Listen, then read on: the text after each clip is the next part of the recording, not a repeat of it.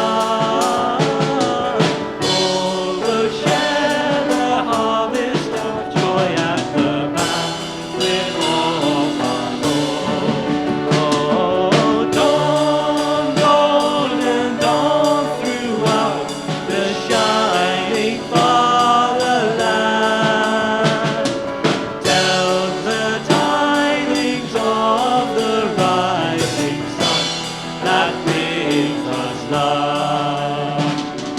When the wars of 6,000 years are gone from the Father's heart, sons and daughters shall live with great joy, our true parents' own.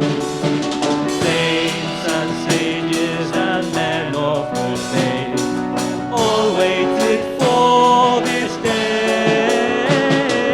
Loyal men of hope and fidelity yearn to see this day. Oh, dawn, golden dawn throughout the shining fatherland,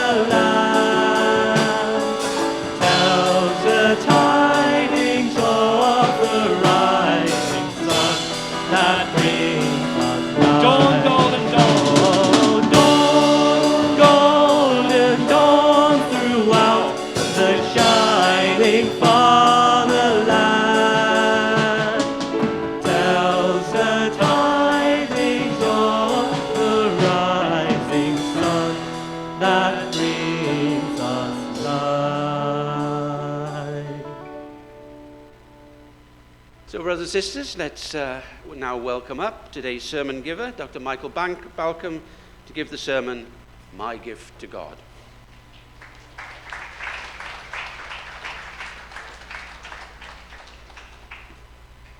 Good morning, everybody. So this is not going to be a sermon where I speak and you sit quietly trying to stay awake. There's going to be quite a bit of interaction.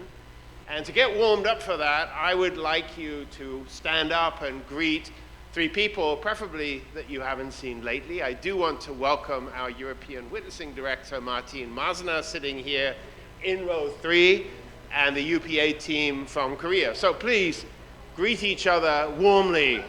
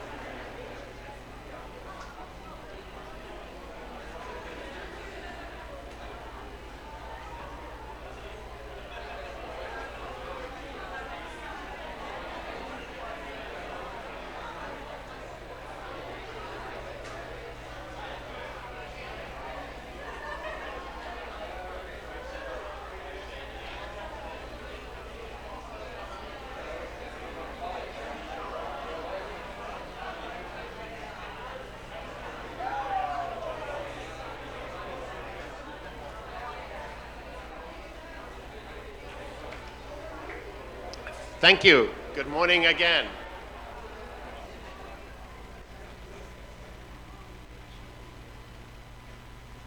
You all look so different now. So, it's Christmas time, almost, and also that's the time of giving gifts. So we'll do a quick pop quiz. First of all, the men, and if all the ladies, especially Fumiko, would close her eyes. All the ladies close their eyes. Men, raise your hands if you've already bought a gift for your wife, mother, or the most important women in your life. Ladies, close your eyes.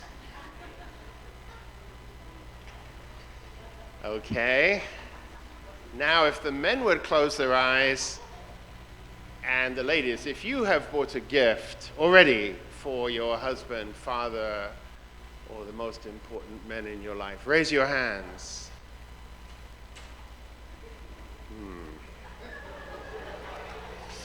Well, it's a good job it's not Christmas Eve, is all I can say. It seems that Santa is on strike this year. But there is a chance to do something about it. Fumiko, I hope you had your eyes closed. Our first reading this morning is from the book of James, chapter 1 and verse 17, and it goes like this. Every good gift And every perfect gift is from above, coming down from the Father of lights, with whom there is no variation or shadow due to change. Of course, this is from the first century, beginning of Christian history, and the theme of light and darkness was really very common because the Christians were being persecuted. They were being killed. In some places, they had to live underground, and there was a lot of darkness. And so this image of God, the bringer and giver of light, came. And I'm also interested in this idea that there's no shadow, because, as you know, this was a theme in many of True Father's sermons, that we should live life without shadows. And it's only really possible to be without shadow when the sun is at high noon, right? In the tropics, where I was born, that happened quite many days. But if you live above the tropics, it never happens. But spiritually, we have to think, I'm going to live a life of high noon. It means between the light of God's love and God's grace, I don't want to have anything in the way. I want to receive the full kind of warmth of the love and the gift of God, and I want to share that with other people. These two things. Having a gift is about both giving and receiving. So if you only give gifts and you never receive one, how will you feel? Bad, terrible. Any others? Unloved, sad. But what if you receive gifts and you don't give any? Come on, you have experience with this. You feel worse, right? You feel guilty, you feel, So as we are coming to the end of the year, I wanted to reflect a little bit about the gifts and the giver. And although my sermon title is My Gift to God, let's start by thinking about God's gift to me. Okay, right side audience, volunteer. What has God given to you this year or any year? Nigel, I'm picking on you, and you're pointing at Chisholm. How sweet that is.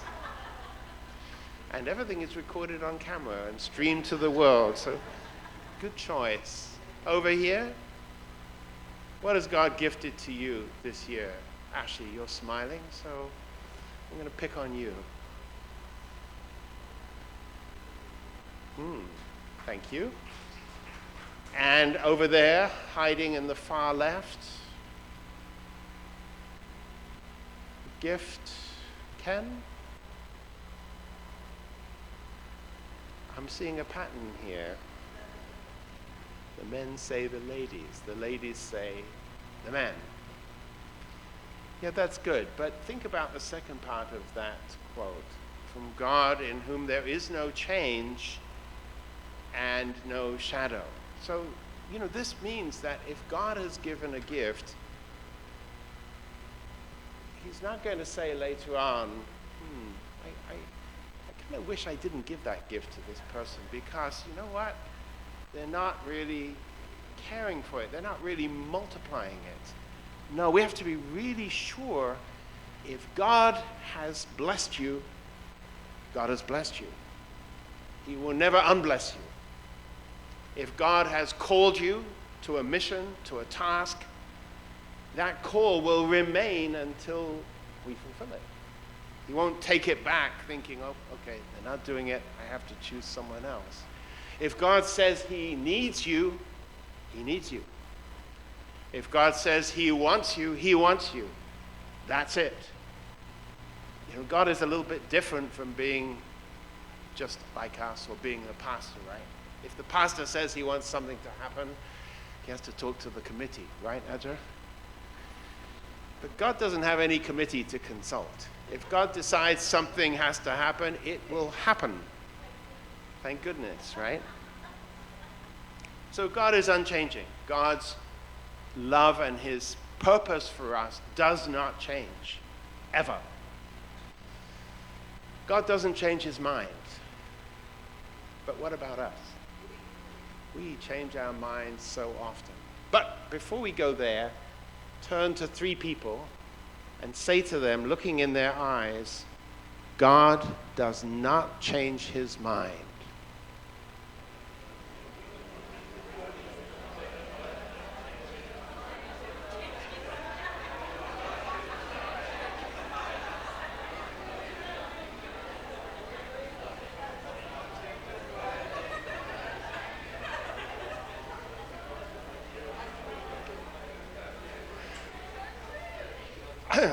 Some of you are saying that with more conviction than others, but actually it's true for all of us. God does not change his mind, ever.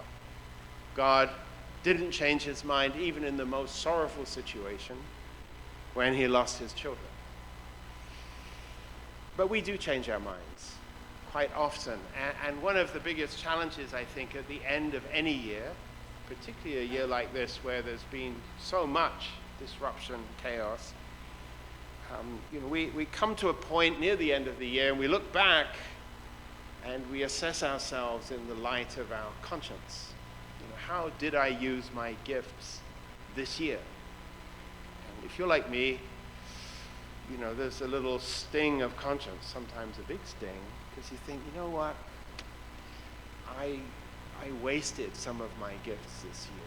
I squandered the opportunities I had. I don't really feel that I've done all that I could have done. But good news, we have 21 days from today until the end of the year, so it's not too late to do something about it. I wouldn't give this sermon on New Year's Eve, because you think, there's time. There is time to use the gifts that we received. There's a lot of stories in the scriptures about people who misuse their gifts. Of course, the most famous one is the prodigal son. You know that story, the father with two sons. The younger son wants all his gifts all at once. And then he goes out and squanders them all, uses them in reckless living and stupid decisions, and finally ends up really at the very bottom. But isn't there a little prodigal in all of us? That we have missed opportunities to really do what we can. And sometimes the reason is because we mistakenly feel that someone else is going to do it. Another of my favorite parables concerns the story of the master who gathered his servants and gave to them different gifts. To one he gave 5 talents. Who knows how much a talent was worth?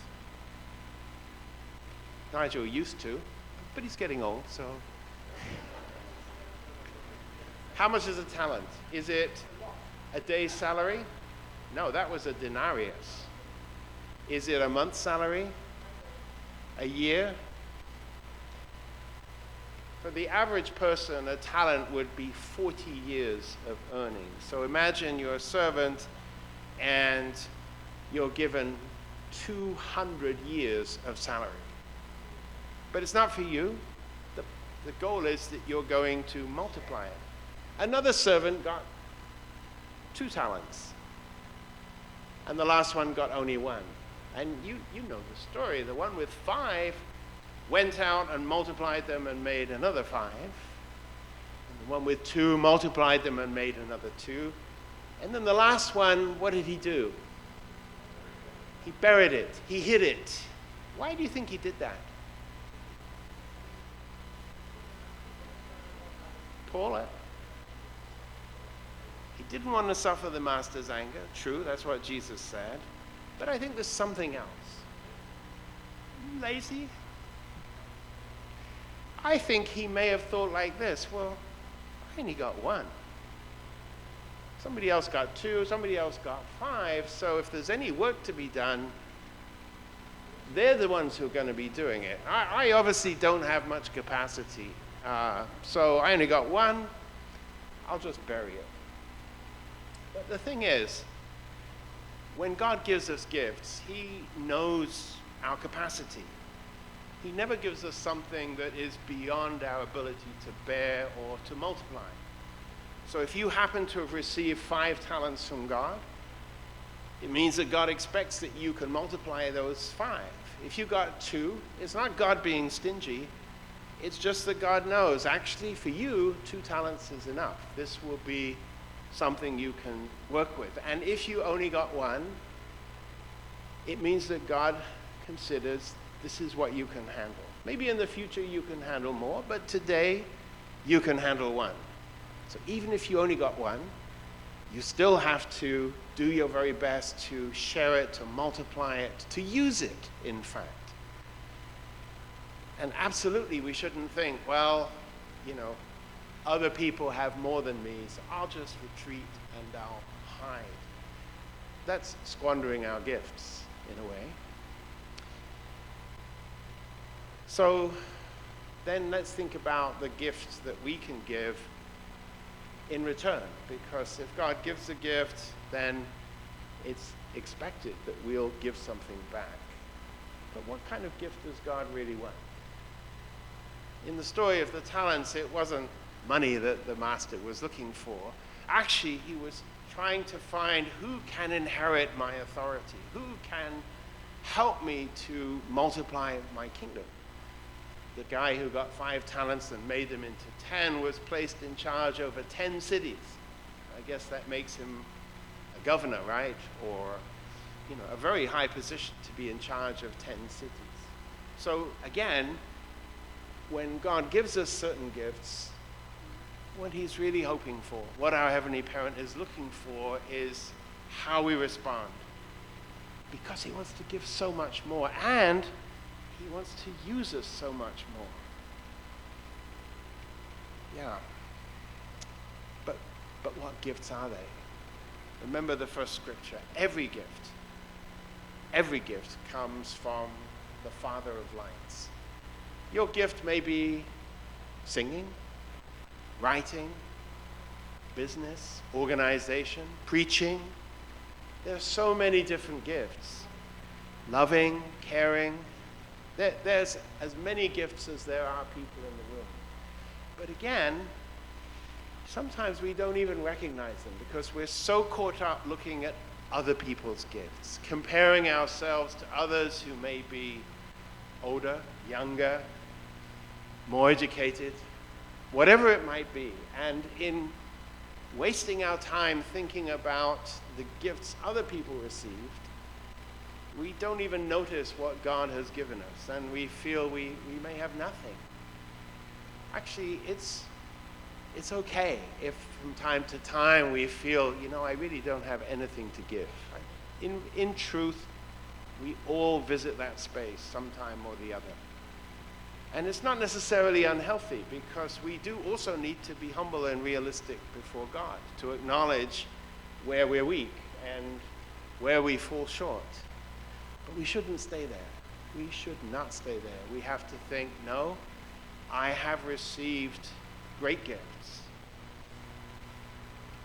Yeah, sometimes we're unaware of them, or we don't appreciate them, or we don't recognize how lucky and fortunate we are. I think all of us have been watching television the last week, seeing the destruction in Gaza, thinking of these families who have no food, no water, no shelter, no medicine. We have all of those things. Can we really, we can't say that in this room we are not blessed among all the peoples of the earth. And even historically, we all live better than kings and queens of previous years. Not so long ago, Fumiko and I went to Dover Castle. We thought we would go and have a look. Maybe it's someplace that we can take our relatives when they came. And when you go into Dover Castle, or indeed any castle, you usually get to see where the king, usually it was the king, lived. And the interesting thing is the king didn't have his own bedroom. No, the king might sleep with 40 other people, had no privacy whatsoever. You ask, well, where's the toilet? Where's the bathroom?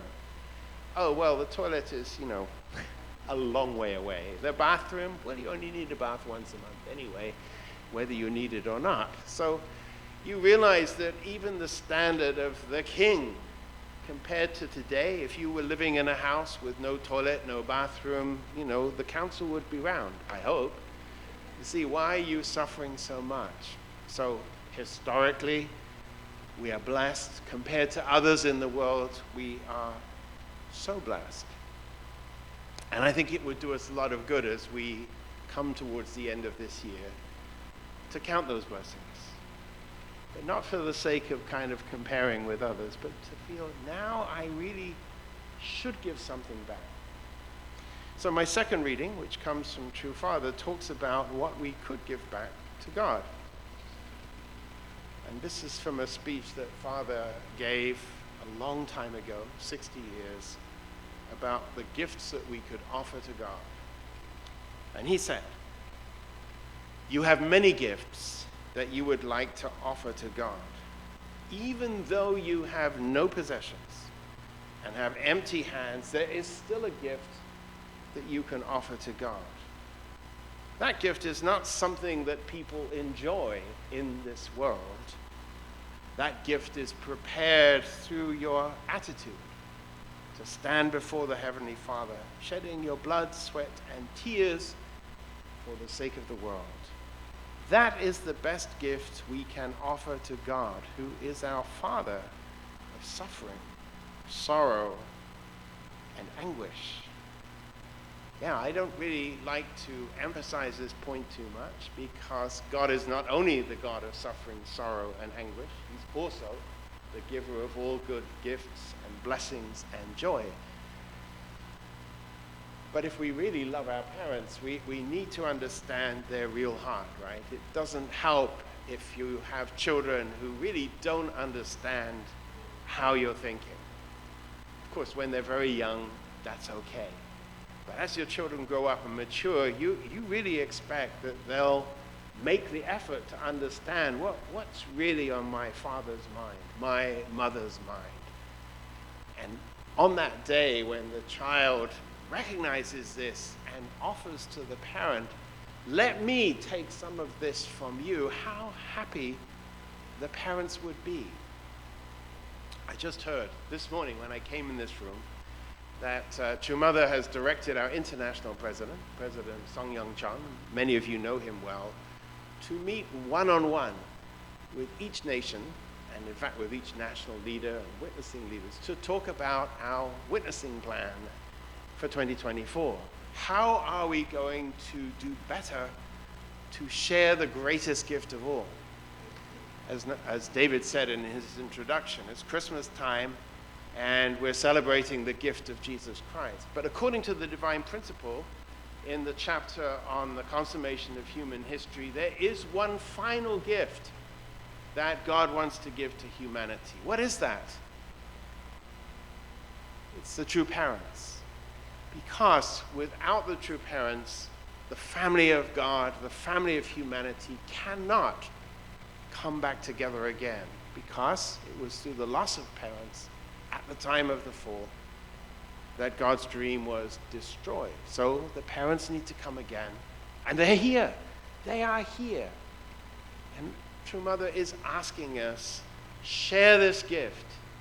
So actually the greatest gift that we can give to God, it's not material. It's not based on money or even necessarily just on blood, sweat, and tears. I mean, that's an important description of sincerity, but the deepest gift is to let others know we have a heavenly parent who is longing to intervene, to give the same blessings and gifts that we already have to the rest of humanity. And then, as Father said, this is the very best gift of all. And what about us? Can God do that by himself? Absolutely not. Who's going to do it? You may think, gosh, how lucky it is this morning. Our witnessing team is right here. Stand up, witnessing team, please. UPA team and Martine. So give them a round of applause. Thank you. But can we say, oh good, we have a team, so get on with it? No. I think the biggest gift we could give to God is to join that team, to join the team of those who will proclaim the news of the Heavenly Parent, the team that I like to call God's winning team. So again, please turn to 3 people and say, looking in their eyes, let's join the team.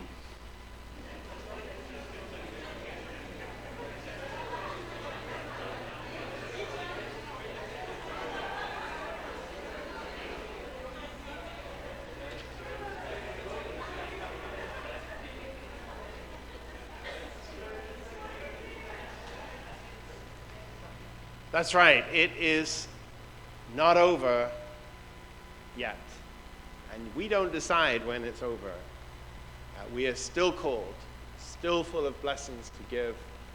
And let's join the team, God's winning team, that will share that with our community, nation, and world. Please join me in a moment of prayer. Our loving Heavenly Parent, it is Christmas time, and we are grateful for that. Grateful that people in many parts of the world are pausing to think and to reflect. And even though it may be mostly words, still we hear the phrases, peace on earth, goodwill to all men. And yet, there is so little goodwill in reality.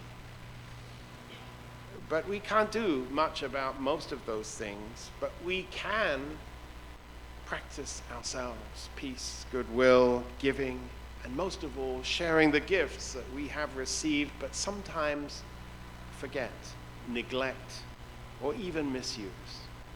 There's 3 weeks left to the end of this year. It's enough time to really have a resounding finish and do very well and bring you the gift that you've been longing for all this long, long history.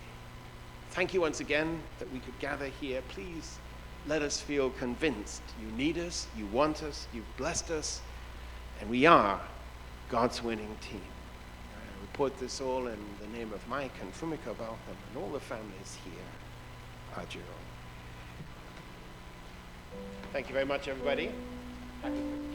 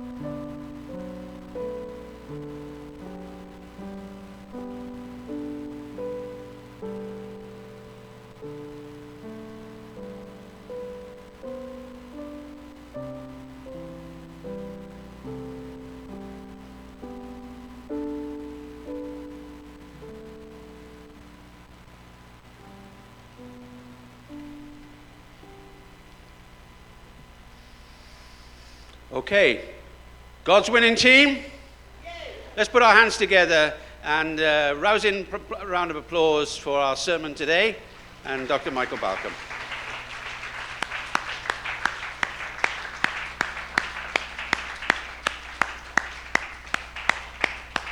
Please stand and let's have our offering song. Call up the band.